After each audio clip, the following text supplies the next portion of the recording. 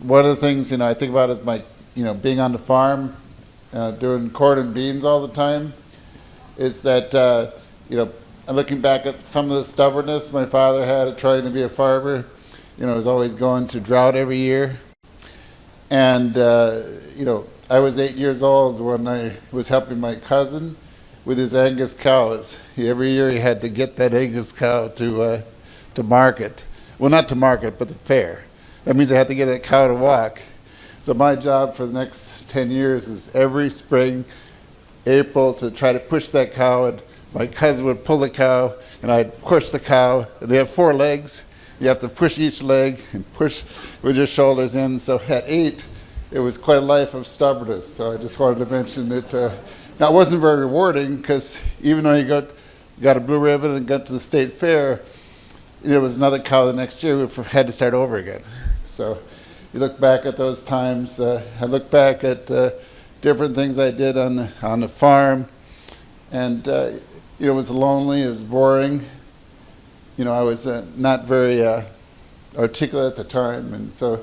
But my dream was to be able to talk and write, and so I didn't want to stay that way forever. So that's why, working with ILADS, it brought me over the last 23 years with ILADS to grow, to learn, to write. Even doing the guidelines was helpful, because I got a chance to work with Betty and Lorraine because even though I did the first guidelines, amazing how much the quality when you work with great authors and writing guidelines for the society, going through the board, having the board approve it, those kind of things. That was priceless to have an organization to work with, to grow.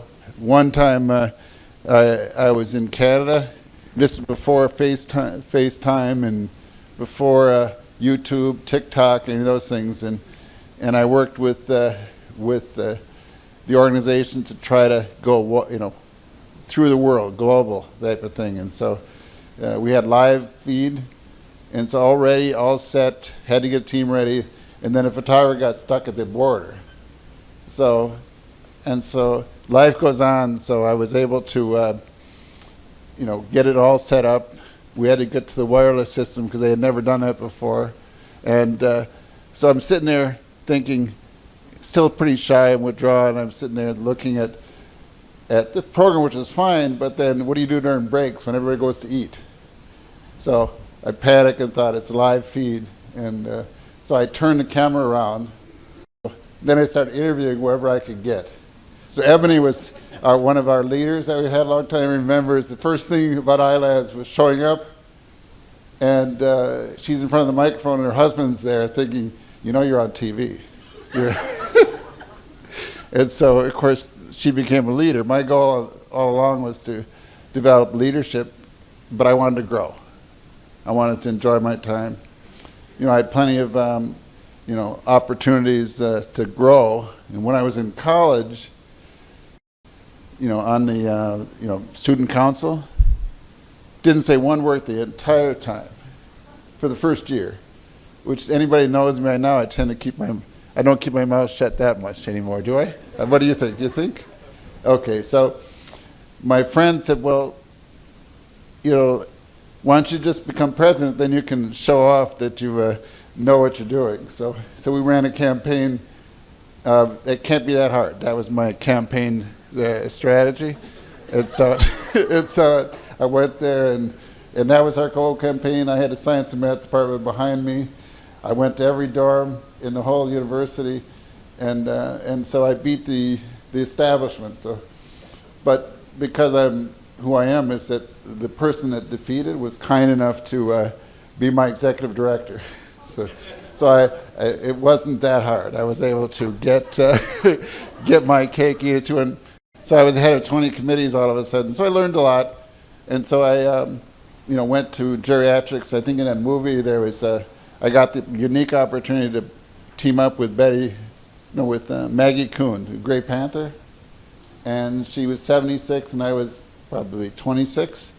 So one of the things we ended up doing was down in Florida, a week of TV, radio, and all kinds of things that you can think of, so all these little memories of things that that I've been up to and doing and growing. But mostly it's a journey that, because I'm compared to that farm, I'm behind that cow, doing that kind of stuff, which is okay. Right now I dream about what a life that was, but it was kind of grim compared to all the joy of having people to work with over the years. And so with ILADS, one more thing I want to mention is that I had the pretentious talk of 21st century Lyme disease at the Lyme Disease Foundation meeting in Connecticut. So I had my PowerPoint that Ken had said, by the way, is that those are the beginning of his envy, PowerPoint envy. Is that right, Ken? Okay, so at that particular point is that little did I know that my wife was plotting. She's here today, but my wife was plotting with Nick Harris and Pat Smith from the Lyme Disease Association, that they were over there having lunch and thinking, well, Dr. Cameron has to be on the board. If he's going to be giving a PowerPoint that says 21st century Lyme disease, shouldn't he be on ILADS board if he's that pretentious? And it's only the first year of 2000 in this millennium. So anyway, my wife and Nick and Pat convinced me to be an ILADS board member. So that was about 2001. So that ILADS has been in my heart ever since. So there's lots of adventures that I look back on. Oh, I mentioned Tik Tok since it got fed. Is that because I'm writing? I've written like 600 blogs. I wrote a book about the blogs, and then my daughter said, well, people read those things and they read the blogs, but that you really have to get on TikTok. Every time I do a TikTok, I think about all the time that, from the cow to it can't be that hard to it is hard, and then I do the guidelines, and then I do all this stuff and write, and then all of a sudden is that the more quirky, humorous, dry, all the things that were talked about at the beginning, I get a chance to do all those things in 10 seconds. So it turned out it was like a perfect 4 minutes when you put together, because I'm turning 70 this year, but putting 70 years together from that cow to now is that you can see so I think about that cow and some of the other things as I do TikTok. So right now I've done 600 TikToks since February. What my goal will be was all those people who aren't here or don't know Lyme very well, they don't know where to begin, and can I capture them in 5 to 10 seconds that they at least consider it or set the standards that maybe they should be informed at least that 2 doxycycline pills isn't that hot, or that 21 days is not enough. Or what about Babesia? Doxycycline doesn't do that. So those simple messages I can capture. And so it at least gives me fun in my old age. That's it. Thank you.